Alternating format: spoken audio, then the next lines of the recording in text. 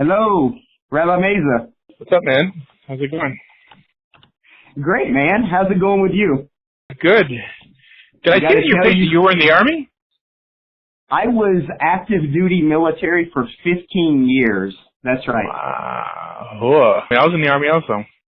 You were Army as well, man. Yeah. I salute 11 you. Bravo. Thank you for your service to the country. Likewise. Airborne, 11 Bravo, All-American all the way. My family was 11 Bravo. In fact, my dad was 11 X-ray, and then he went 5th SOG. So I've got that in my bloodline. I've got that in my history. Awesome. So you used to be a Messianic rabbi, and now you've discovered Orthodox Judaism? Yeah, so this is our first time talking, so let me just kind of give you a little history. I'm not sure. I've listened to most of your debates or things that you've done on the air, and I think my story is a little bit different than everybody else's I've listened to. So I'll just kind of walk you through. 1 hour later. How do you view Yeshua today? You know, in every way, I have to reject every part of Christianity, right? I mean, that's first and foremost. That there's no possible way that Christianity, is correct. There's no possibility that the New Testament is infallible or perfectly preserved or inspired, right? So if the only thing that you can build is on the doctrine of a New Testament, and it itself isn't a very good document, well, there's nothing really to hold on to. But I'm a considerable guy. And, I don't know if you know this, but I go to Chabad here in my city, and I look at the Chabad website for a lot of information about Judaism.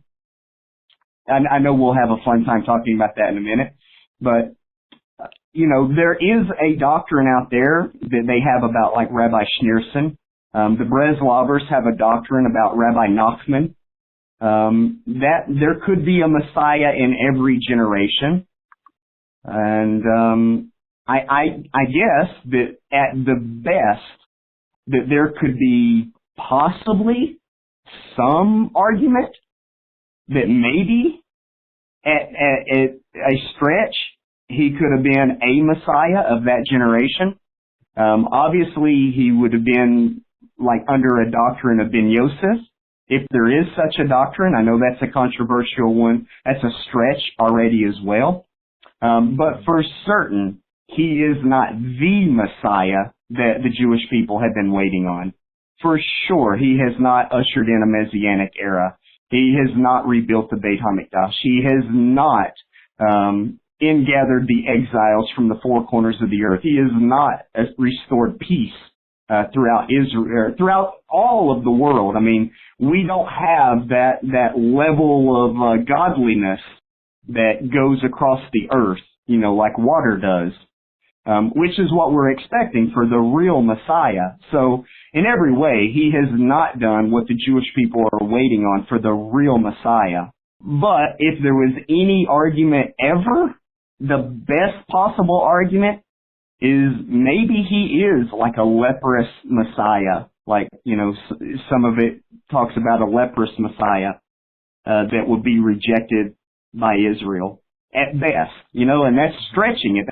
That's giving a lot of stretch to get to there. This coincides a lot with Kabbalistic Judaism. This is one of the reasons that the study of Kabbalah and even attending a synagogue, like from the Chabad movement or any other Kabbalistic sect, is dangerous to one's theology because it justifies Christianity and Messianic Judaism. There's many Hebrew root Messianic rabbis who are still loyal to Jesus but teach their theology in that manner, that Yeshua was just Mashiach ben Yosef, and when he comes back, then he'll fulfill everything the Jews were expecting him to fulfill in Hilchot Melachim and other places, Perek Halek.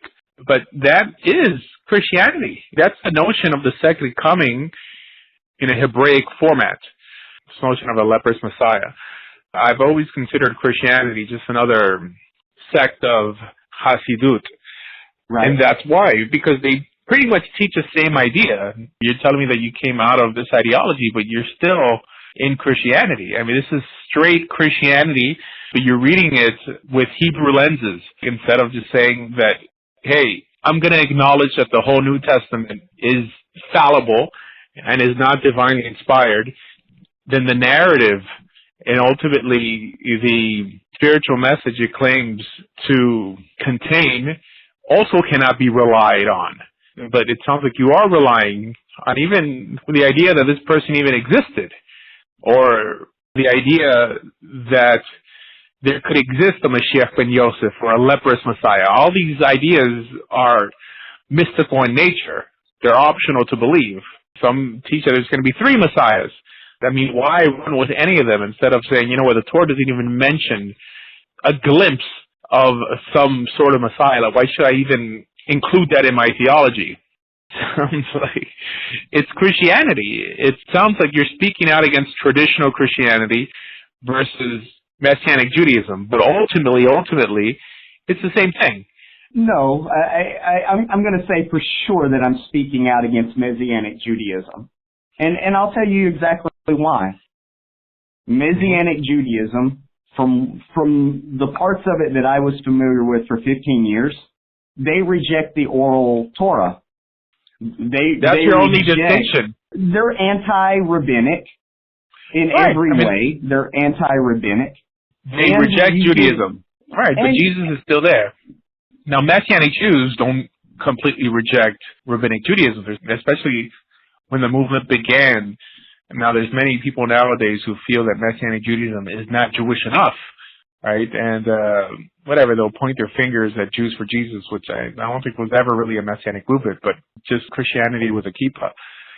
It's not really orthodox yet. That. Do you think, so the 2 major movements in Messianic Judaism that I was aware of is like Messianic Jewish Alliance, MJAA, and then there's another one, United Messianic Jewish America, UMJC, or something like that.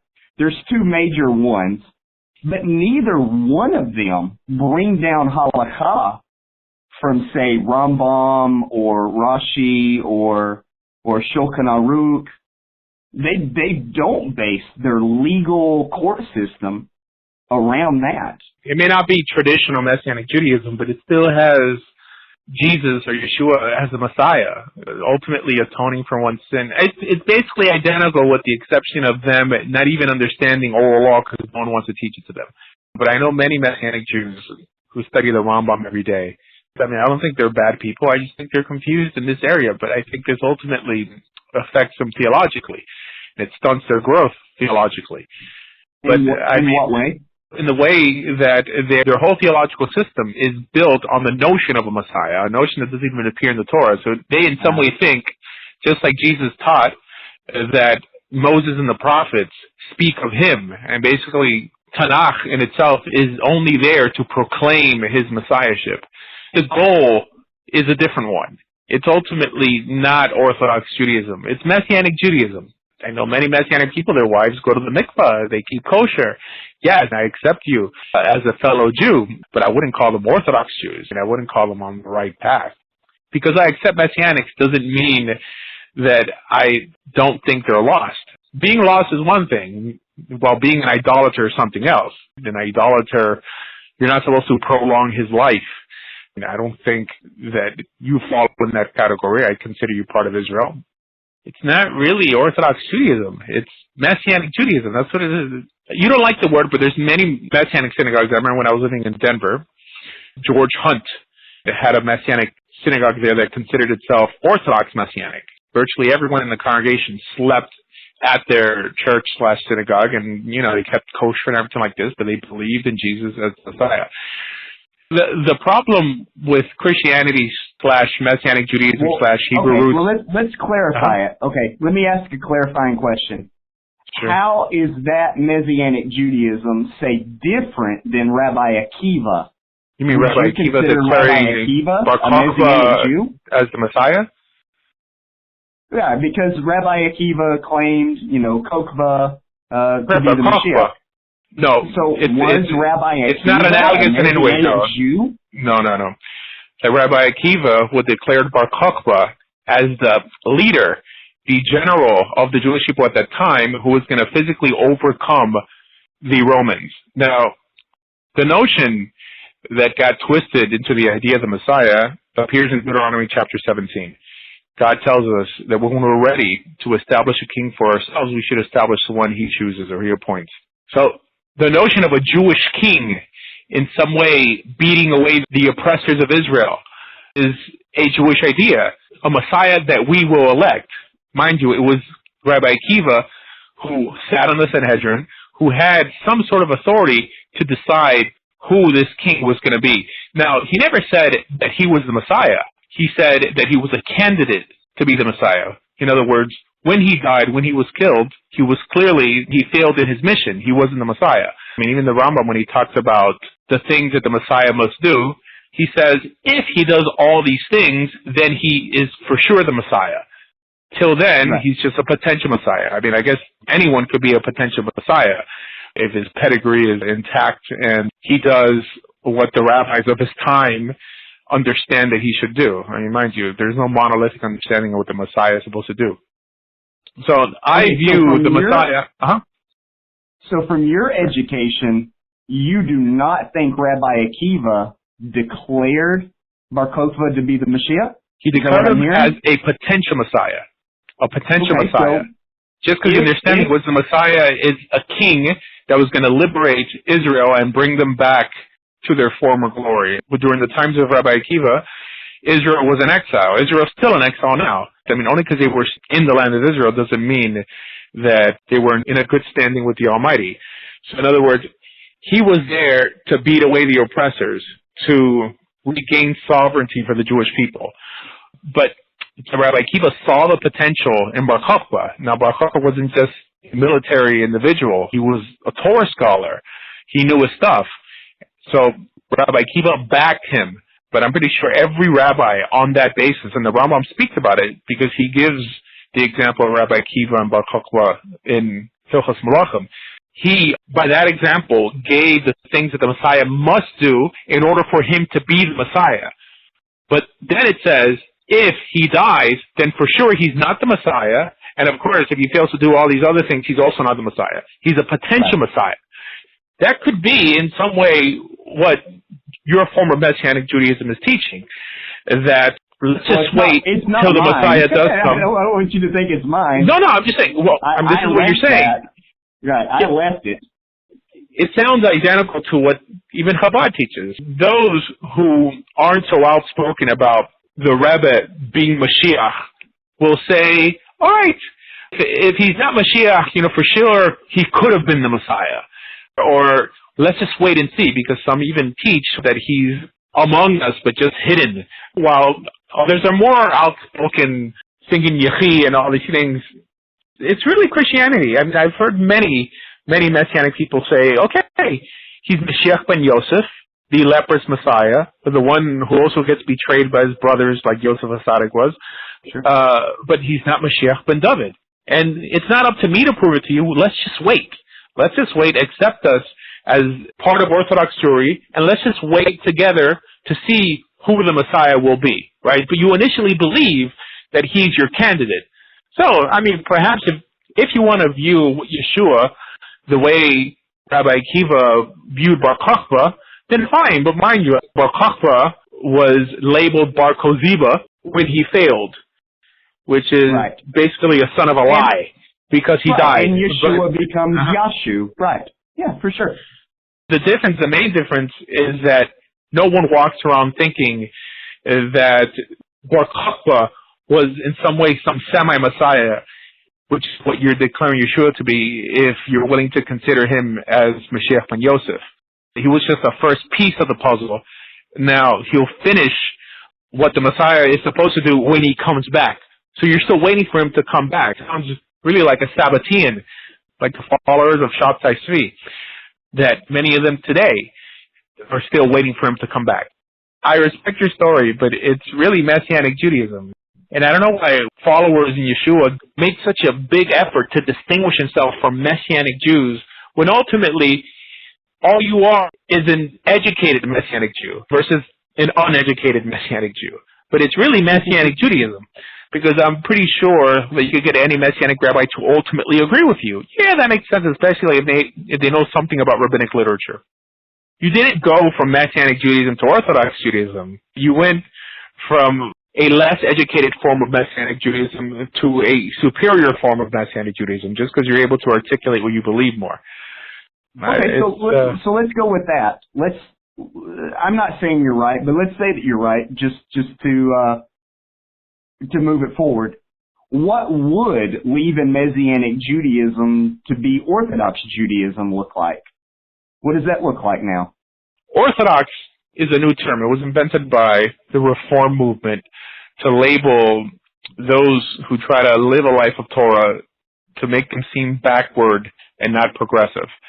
But orthodoxy has really become a descriptive term nowadays of a certain look, a certain people, a certain group that you're accepted amongst. And as you know, unfortunately, your group is not accepted amongst Orthodox synagogues. I'm pretty sure if the Chabad you went to knew what you believed, they consider you Messianic. They wouldn't even think twice about it. I mean, they wouldn't even try to dissect it like I'm trying to do now. So this is why it's almost misleading to say that you're Orthodox. Well, let's be clear. My goal is to reject anything that is not Orthodoxy Judaism. So if I'm giving the appearance, then that's just from a lack of explaining it better, or or an error or a mistake of some sort. I understand what you're saying, and I would accept you, but it's not Orthodox Judaism. In other words, virtually no other Orthodox rabbi that I know of would ever say that you're not a Messianic Jew. They would consider your beliefs foreign just because you have Jesus. You're just an educated Christian, for lack of a better term, and I really don't want to offend you. That's just what you are. And I do a lot of bridge building between Orthodox Jews and Messianic Jews, but we have to call things what they are. Your theology is ultimately built off the New Testament, your theology, in terms of the way you view God and what he expects from humanity.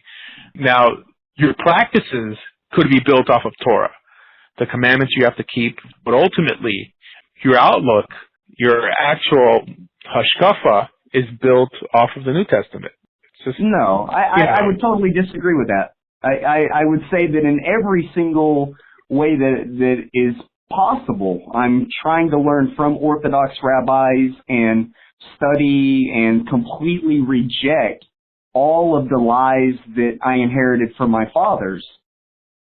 That's my goal. That's my attempt. That's my direction. That's my single most focus when I wake up at every moment of the day, every prayer.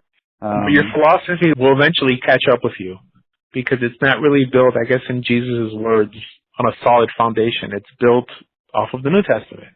The way you view God's will for humanity is not for us to do good for goodness sake, but that there is some sort of redeeming quality in this individual called Jesus. I'm going to say that it's possible that you may be superimposing other conversations that you've had with other believers and pushing it as my own personal belief, because I'm not sure that we've even talked about that, or you even know. I mean, I heard you say that you believe that Jesus was some type of Messiah, i.e. Mashiach ben Yosef, which is just what a Messianic Jew would say. And then... No, I said at best, the only possibility that he could qualify for would be that. I mean, that's what Mashiach ben Yosef is supposed to be, like a semi-Messiah. You ultimately believe that the same individual will be declared or will appear as Mashiach ben David. So, I mean, what's the difference? I don't understand it. It's just a better way of explaining it. I teach that someone who holds that ideology will ultimately be the deciding factor. In every way, I would reject all forms of Christianity and cling to the Jewish people in every choice. I mean, it's an easy I think one. your biggest problem is with Christians more than with Christianity or Messianic Judaism. I hear something else. When I hear you talking, I hear if I could put it in these words, that you even would view Chabad as Christians, which I would consider Orthodox Jews, or Breslovers as Christians because of Rabbi Nachman, or, some of the people that are in Israel that are putting pictures I got on other the labels sides for of them. vans and declaring him the Messiah in Israel. I have other labels for them. However, because mainstream Judaism has accepted them as part of Orthodoxy, then I consider them Orthodox. But we're almost reinventing the wheel to claim that someone who believes in Jesus in any facet could be considered an Orthodox Jew nowadays. Now, the word Orthodox doesn't really mean anything to me. I don't even like calling myself Orthodox, but I go to an Orthodox synagogue, and colloquially, there are certain things that Orthodox Jews agree upon. And one of those things is that Yeshua is not the Messiah. So, it's not whether you're Orthodox or not. I could believe that you're part of that covenant. You make a serious attempt to keep Torah, both written and oral, but ultimately, the lenses you're using to read the playbook are lenses forged in the New Testament. Chabad does the same thing. I'm pretty sure Chabad views Torah by the lenses of the Tanya. Yes. And I would really say that the lens that I view things is more through the Tanya than anything else. That just proves my other statement. Kabbalistic Judaism, mainly Hasidic Judaism, is really a type of Christianity, or in the sense that every Kabbalistic Jew is really a potential Christian, because any knowledgeable Messianic Jew could justify virtually every tenet taught in the New Testament in their books. There's many times I've heard Messianic Jews quote the Tanya and in some way line it up with what Paul taught. And the whole notion... It's a very easy thing to do. You can for sure read the Tanya and then go find a similar quote somewhere in a Christian Bible. But to me, that really says is that even within first century, let's just call it Phariseeism, that there already existed the levels of teaching on specific levels or Tanya levels. Like, even though it wasn't recorded as a book, I don't think that it's a new way of looking at the Torah. I think it was always, just like the Mishnah. I don't think the Mishnah only began in 500 or 200 AD. I think the Mishnah had always been the Mishnah. It just wasn't penned. It wasn't scribed until 200. And I think the Tanya was always the Tanya, all the way back to the beginning. I just don't think it was scribed down until a certain point in history. I disagree. This sounds too much of what the Rabbi Shapira teaches, the Messianic rabbi or teacher. I'm there to build bridges, but I think that... Well, I hope you don't hear that I'm trying to not build a bridge. If I am coming across that way, I want to apologize. That's not my intent at all. No, I'm not saying that. I'm just saying that I just don't consider you part of normative Judaism. What would it be? How do I get there? Using your recipe, how do I go from where you hear I'm at right now to normative? What's missing? What needs to be subtracted? What needs to be added? Strip the New Testament of any authority. Right. Even within its narrative. Okay. Assume a person named Jesus ever existed. I mean, who walks around quoting their rabbi, thinking that their rabbi has the missing piece of the Torah, or the final piece of the Torah, the last revelation? Now, similar to any offshoot. But what if normative Judaism already declares statements that the goal of creation was around the Mashiach? Like, what if there's actual quotes, which they're there, that aren't taken out of character and they're not stretched, but they're real quotes? The goal of creation was the Mashiach, to bring us into the Messianic era where we're closer to this age of peace than ever. And I heard the argument that you made with Shapira, and to be honest with you, I really like the argument that you presented, quite frankly, because you really wanted to stick to the plain Torah, and you wanted to quote actual verses inside the Torah, and you exposed that some of the Haggadic references were not meant to necessarily be taken literally, but they're poetic in nature, and they should have a certain amount of poetry behind them. So I really like the argument that you made with them. I think the average ethical person understands the idea of hating sin and returning back to God, but ultimately has a problem combining that with the need of some perpetual atoning sacrifice. I find many Jews who are accepted within Orthodoxy as also being confused. It's only Right. because there's many mystical Jews who teach that the purpose of creation is to bring a Messiah. I'm just telling you what you fall in accepted terminology. If you want to be accepted as a normative Jew or an Orthodox Jew now, in many cases I'm not accepted because I don't embrace Kabbalah. That's fine, but there's many Jews, rabbis in the Orthodox camp who teach virtually identical to what I teach, and they're found in Israel and this and that. I'm just telling you, perhaps in a different world, you would be in the same camp as like a Meshachist, like one of the Elokistim.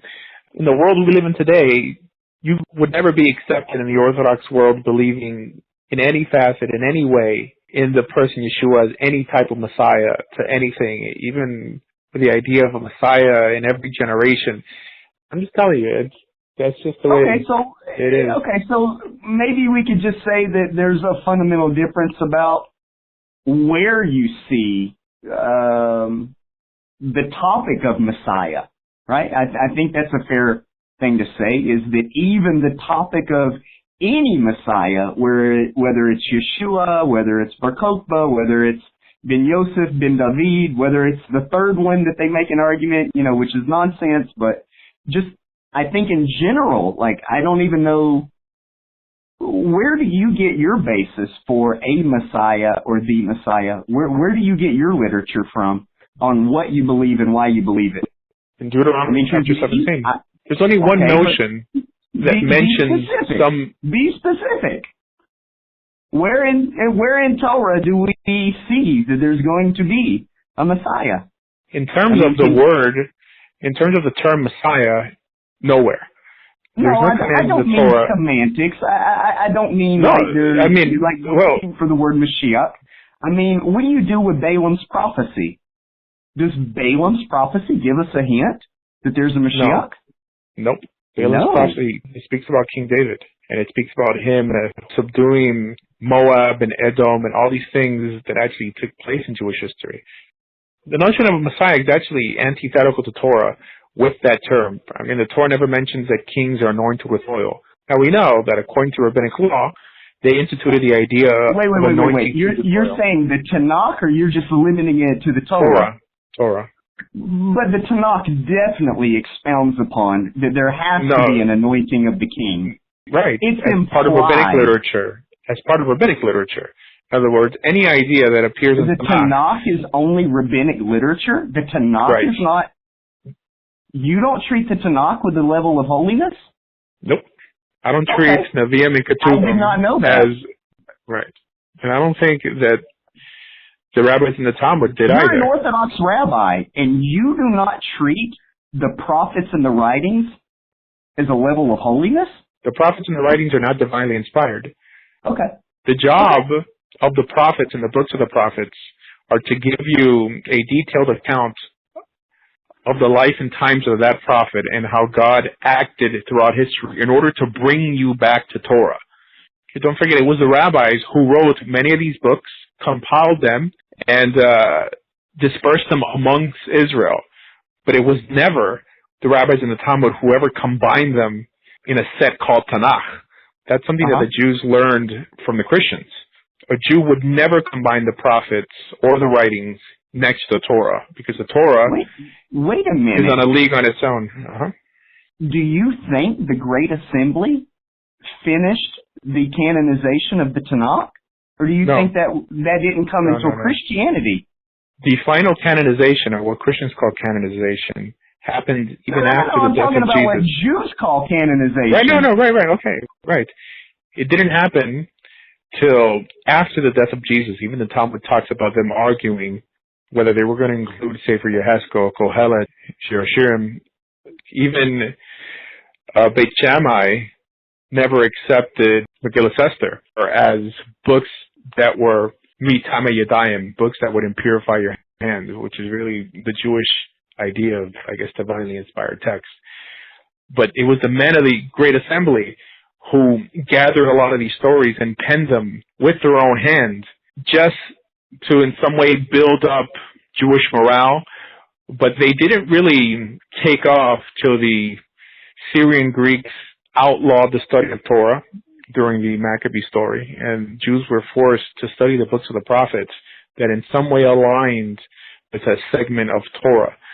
And that's really the birth of offshoots in Judaism. That's when groups like the Sadducees, the Essenes, the Gnostics, and ultimately the Nazarenes broke away and did their own thing because they started building doctrine off of the hyperbole that appears in the books of the prophets. Okay, now, the job of the prophet, for other people that are listening, like we're talking Torah and half Torah, right? This is what you're referring to? Well, Torah is the Torah Parsha and the half Torah Parsha, right? Is that what we're referring to? All right. I mean, the Haftarot are the... But they gave us the Torah Parsha and the half Torah Parsha. They did both, right? No. No? They didn't. No. You think that we were on a fixed Torah cycle before the Great Assembly?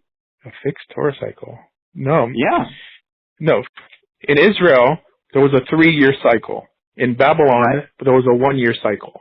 In terms of how that was segmented, didn't happen till way after, even after the close of the Talmud. The notion of breaking down parshas with the names that we have today is post-Talmudic.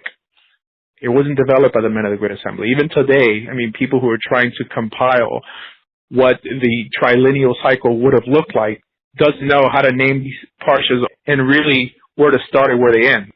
So, yeah, it wasn't the men of the Great Assembly who split up the parshas. Huh. Well, who did? Who gave us the original 3-year cycle? The Sanhedrin gave us a 3-year cycle. That was the practice. And who was Israel. the Sanhedrin that did it? Which exact Sanhedrin did that? Well, I don't know. We don't know exactly what Sanhedrin. You don't think it was the Sanhedrin of the Great Assembly? I don't know. I mean, there are many laws that we don't know exactly what judge ruled it into existence. Right? Okay. Now, we know that Ezra instituted the practice of reading the Torah Parsha during the week and even the Torah Parsha during Shabbat. And he was the one who read during Hakel every year.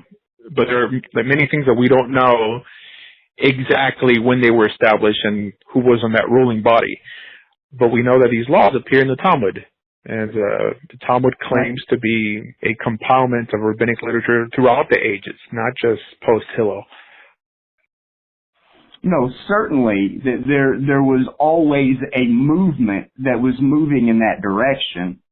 But I'm trying to establish, like, we can put a pin in it and say the Great Assembly canonized the Torah, the Nevi'im, and the Ketuvim, which gives us our Jewish Bible today.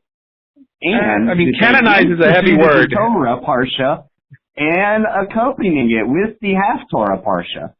No, not at all. This is my claim. This is what I'm saying. I mean, I believe to be true according to Judaism. Okay. But the Talmud doesn't say that. I mean, the Talmud doesn't even tell us how to split up the Haftorot.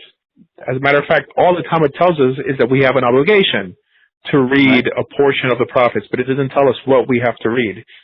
Right. If you look throughout many different communities, change from sitter to sitter. Yeah, for sure. Right. Well, I mean, there's many, like Yemenites versus Syrian versus Lubavitch. They read with different Haftarot during the year. And that's fine, but it's not, I mean, it wasn't developed by the men of the Great Assembly. And this notion of canonization, a Jew never walked around in any way comparing the words of the prophets or the writings to what appears in Torah. I mean, canonization, what does that mean? Okay. Well, because the rabbi put a book together. I am not saying, let me go on record, I am not saying that the prophets or the writings carry equal measure to the Torah. The Torah by far outweighs them all and is entirely independent.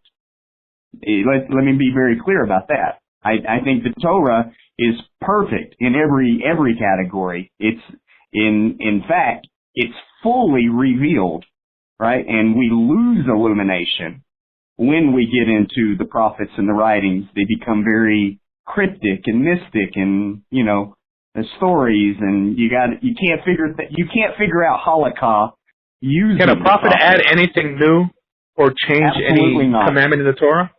Absolutely not. In no way, shape, or form can they add anything new, but they can prove that something existed in the Torah that was not written in the Torah.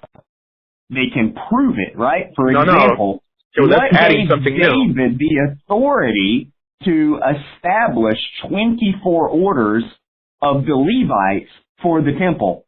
What gave him the ability to say that there's going to be 24 divisions of the Kohanim? I can't find that Bible verse anywhere in the Torah, but I do know that that's a divinely inspired will of God. Deuteronomy chapter 17, verse 8, tells us that there's a court made up of judges, priests, and Levites. The kings, especially King David, was also a judge. Kings were allowed to create edicts. This is part of what we call oral law, oral rabbinic law. It appears in Deuteronomy chapter 1. It appears in Numbers also when the Almighty tells Moses to establish a court of 70 elders, 71 with himself. So this is where it appears in Torah. Virtually every command that appears in Tanakh that is not originally rooted in Torah is not considered written Torah, is considered part of the oral Torah, i.e. a rabbinic command developed by the Sanhedrin. So, it's not a conflict of interest.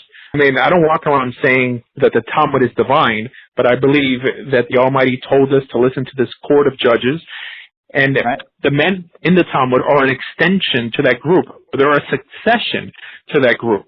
So this is why I listen to those men. But yes, they're ultimately man-made laws. I don't have to walk around thinking that the Talmud is divine, or the Book of Chronicles is divine, or the books and the prophets are divine, to in some way keep the ordinances that appear there that don't initially appear in Torah. For example, there's no commandment in Torah not to buy or sell on the Sabbath, but it appears in Nach. It doesn't appear in Torah.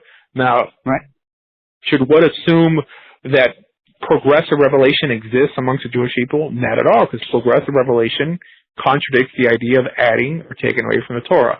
Now, rabbinic law, if someone calls a law rabbinic, then it's not an issue, because they're not calling it Torah law, they're calling it rabbinic law. What's the difference? If rabbinic law gets its authority from Torah law, it's an extension of the same branch.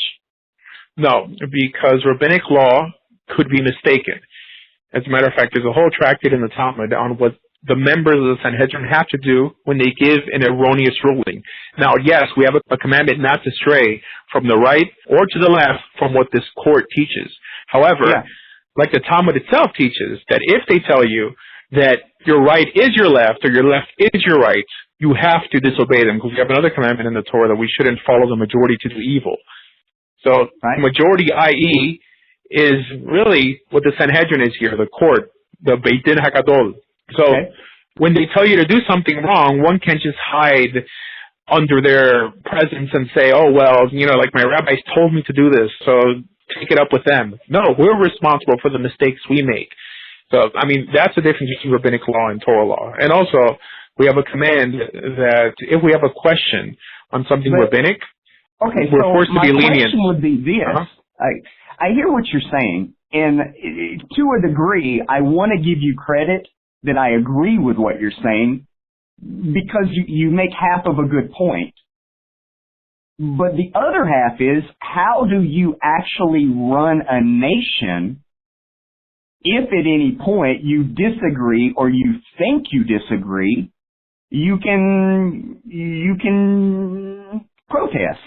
It works in theory, but if you actually tried to run a nation and the first group of people go, well, I don't think that was divinely inspired, I think you're misleading me, and I'm not going to do what you tell me. No, well, first of all, no one walks around thinking that rabbinic laws are divinely inspired. Judaism breaks down when they start questioning whether it is or isn't divine. in the military, we're taught that there's a chain of command. However, if your superior tells you something that you deem unethical, right, you don't have to follow that order. Now, mind you, you could be killed for it, but it's not dishonorable to challenge or question an order that you find unfit or unethical or immoral. Now, this notion that we have a right to rebel against tyranny in America is virtually identical to this idea that if the Sanhedrin, if the court tells you to do something against Torah, it's your job to rise up and replace that group. And sometimes we don't even have to do it ourselves, because God steps in, knocks them out of the Temple Mount, which is ultimately where they had their authority, because it says in Deuteronomy chapter 17 that they will judge from the place God will choose, i.e. if they're not on that place, they lose their authority. God himself has put in a clause in there that keeps Judaism functioning. In other words, he's not going to allow Judaism to destroy itself, which is what you're proposing. That if a court was giving full authority, then that court could in some way rewrite Judaism to such an extent that it would not resemble what you started off with. So it just doesn't happen. And it hasn't happened. Let's hit some brass tacks on this. The Sadducees that were operating in the priesthood were clearly violating Torah. And yet they were still in office and they were still operating within the priesthood. So what do you do with the Sadducees of that day? Do you disobey? Do you overthrow them? Do you replace them? Do you rebel? I mean, what do you do with the Sadducees in the first century? Let's call it the Essenes. What do you do with the Essenes back then?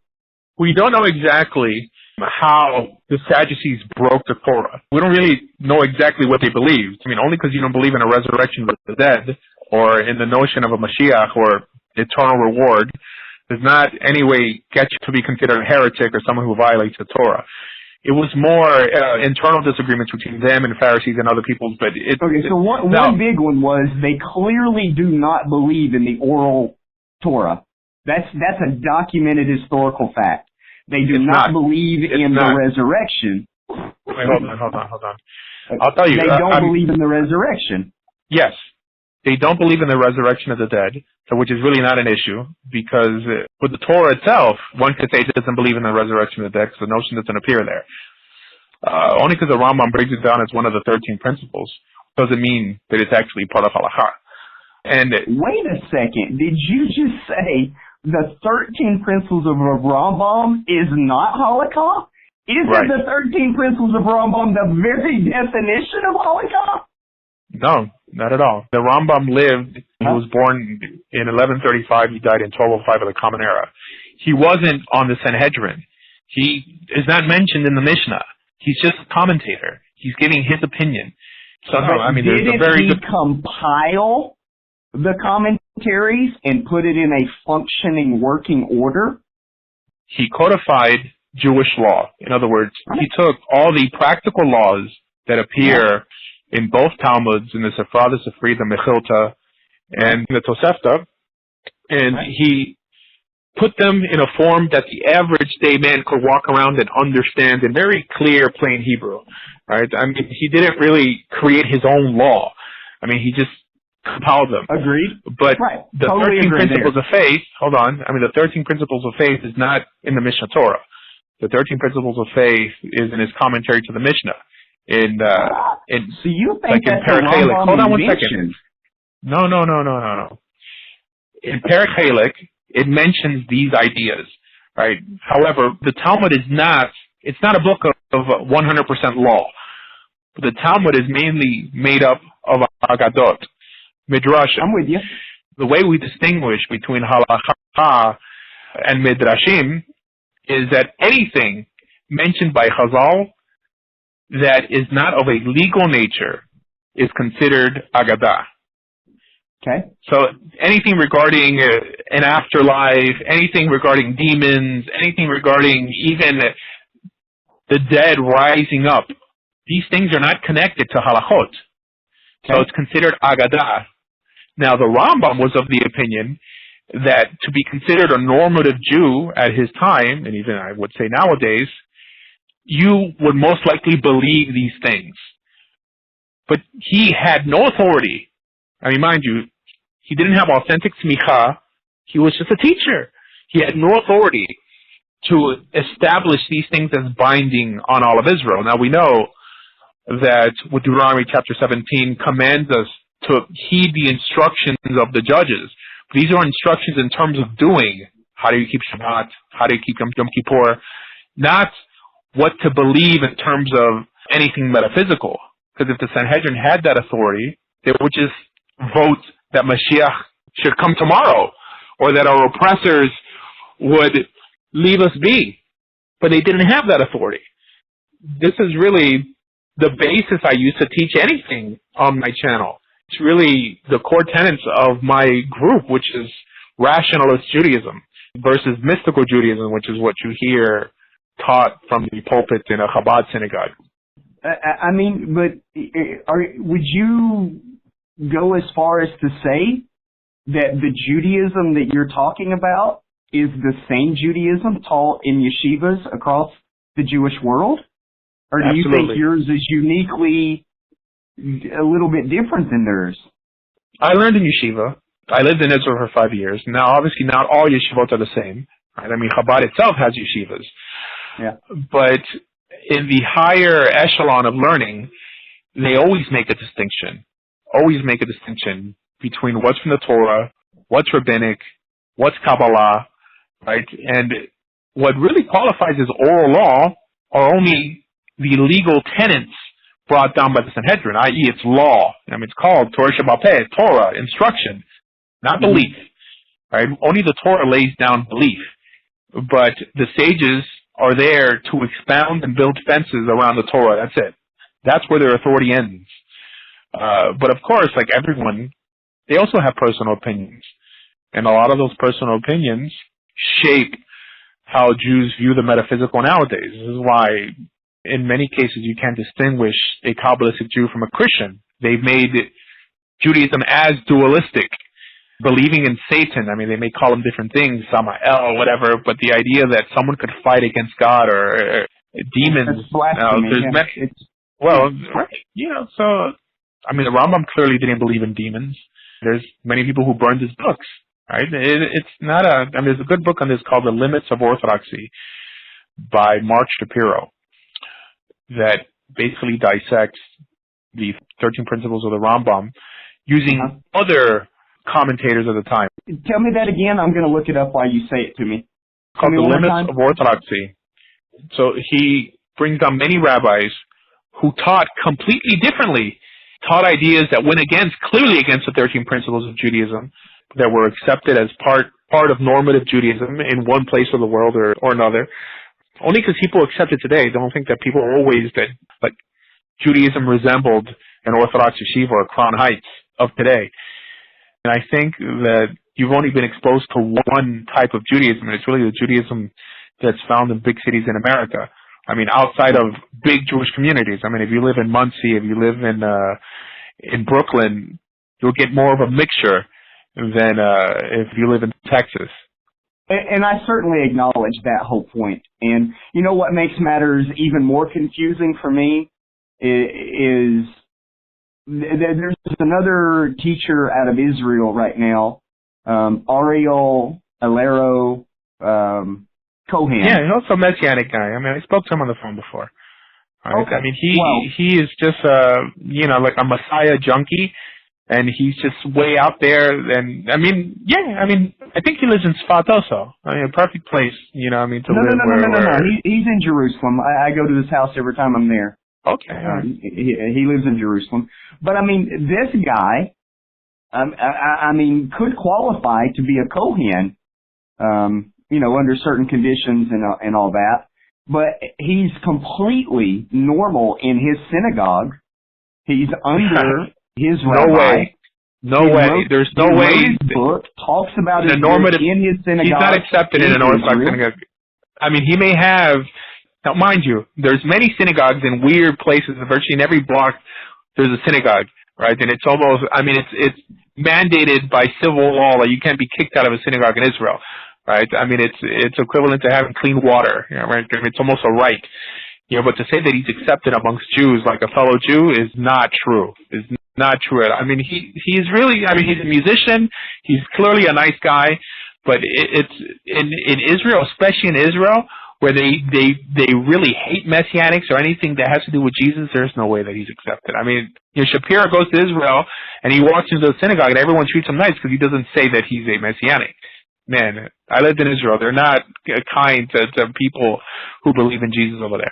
Unless you're a Gentile, then I mean, they'll treat you like they treat a Muslim. Right. Well, I'm not talking about that. I'm talking, to me, he represents normative Hasidic Judaism, Kabbalistic Judaism, that is welcomed and well received within his community, within his circles.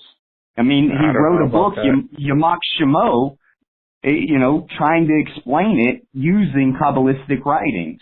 He's not accepted. You have to live in a Jewish community to know. No one would pray in an Orthodox synagogue next to someone who believes in Jesus. It just doesn't happen. I mean, he maybe doesn't say anything. Most people probably don't know who he is, because they're just not looking up those keywords on YouTube. Well, he's trying Yeshua, to sell Messiah, his whatever. book in the synagogue. I mean, I've been to the synagogue where he passes out his book. It's not a secret. It's not something hidden. I don't know. It's really I'm not crazy. guessing. I'm telling you as an eyewitness. I observed it. I'm not guessing. Then his book probably doesn't mention Yeshua. The whole book is written about Yamak Shemo, the one who had his name blotted out, Yashu. Well, Yamak Shemo doesn't necessarily mean it's talking about Jesus. I mean, people say Yamak Shemo about Hitler or like about the president of Iran. It's not a... No, but his book is. His book certainly is, for certain. Trust me, they would not count him in a minion. They would have nothing to do with him if they found out he believes in Jesus. Right. This is the way Judaism functions. Like maybe they tolerate him there as, they tolerate other people who they think are kind of loony or something. I'm not saying that he's loony. I'm just saying in Israel, the notion of Messianic Jews is very much frowned upon, more than in America. Here, because Americans, they don't want to lose their 501c3 status, but in Israel, if they even catch you proselytizing, now he's an Israeli, it's different, they're not going to kick him out, but if he was like just visiting, it would void his visa. But anyways, I appreciate you speaking with me, and